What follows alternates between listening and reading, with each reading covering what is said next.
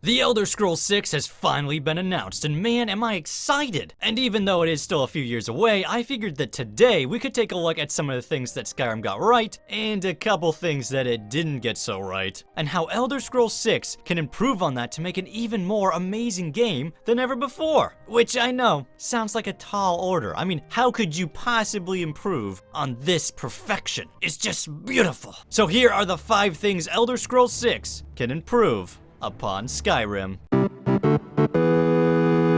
They say that size doesn't matter, but these days it seems like everything just keeps getting bigger. It's inescapable. And not just the video games either. I mean, even the checkers are bigger. Like, what is this? Actually, you know what? I kinda like that. But what I really want to talk about is how big these video game worlds are getting. I mean, you would think having a huge world to explore would be a good thing. A bigger map would mean more stuff to do and to see, but the problem is that really isn't the case. I mean, take Assassin's Creed Origins for example. Sure, the world is massive, but 90% of it is just empty desert. What's the point? This isn't gameplay. This is nothing. Even Bethesda is jumping on the bandwagon, talking about Fallout 76 being 4 times the size of Fallout 4. Well, like 4 times more boring, am I right? But Skyrim, on the other hand, now that's a game that's exactly the size it should be. Sure, there are some empty areas, but they aren't that large. Instead, they're just big enough to feel like the world is realistic, while not being so big that it takes me half an hour just to get to the next thing. Usually not even a good thing either, like a friggin' desert. Now, if there's anything that should be bigger, it's the cities. They are kinda small. I mean, there's like, what,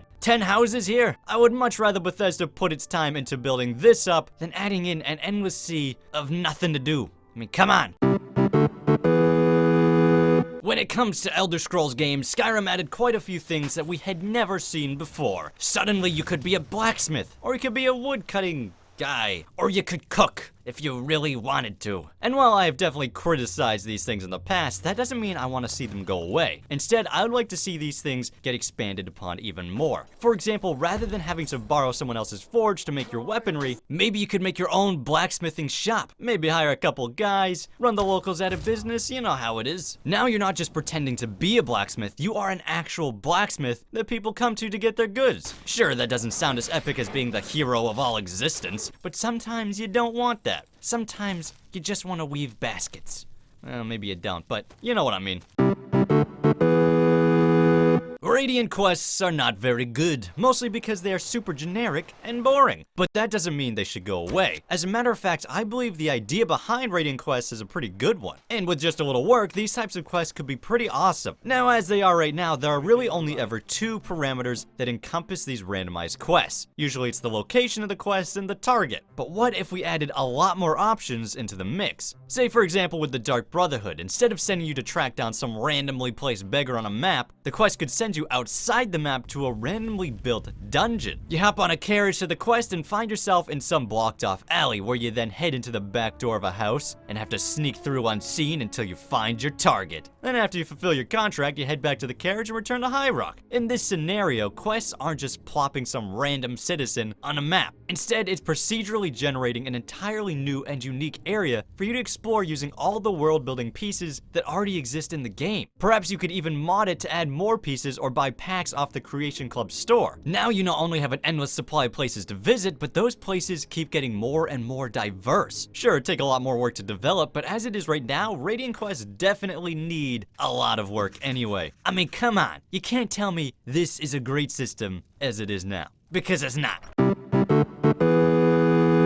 Oblivion is a pretty wacky game, and a big part of that wackiness was the interaction between all the NPCs. Suffice to say, they were, well, they were pretty interesting. How are you? Been better. How about you? I've been better. What's the news from the other parts of Tamriel? Leave me alone! But as it turns out, not everyone was happy with the way this system worked. Specifically Bethesda, because when Skyrim came around, they decided to gut all of this and opt for a more traditional approach. Which at first seemed alright, but it did not take long before we began to realize that everything the NPCs were doing was totally on rails. Rather than the independence these guys had in Oblivion, they were now shackled to Todd Howard's will. Forced to do the exact same tasks and have the exact same conversations day in and day out. I can only imagine the torment that is going going on inside their imaginary heads. It must be horrible. But Elder Scrolls 6 can change all this. They can set free these non-player characters and let them once again roam the world as they so desire. Which not only would be good for them, but it would be good for us as the player, because once again the world would feel like a dynamic and realistic place, like it did in Oblivion. Besides, Bethesda has had plenty of time now to fix the problems with the original system. Although honestly, I wouldn't be that upset if they just kept it the same as Oblivion. Personally, I didn't see anything wrong. How can I help you today, friend? Nothing wrong at all.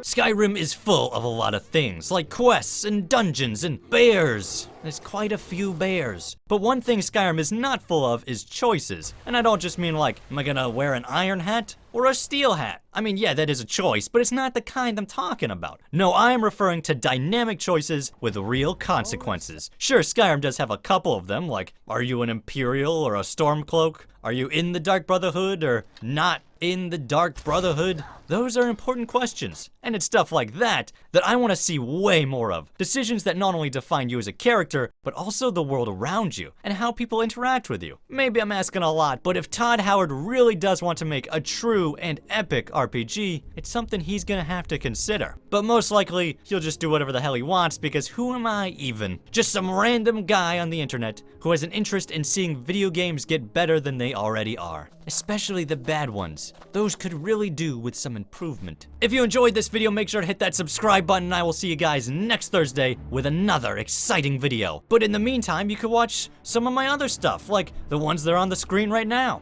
You can watch those. Goodbye.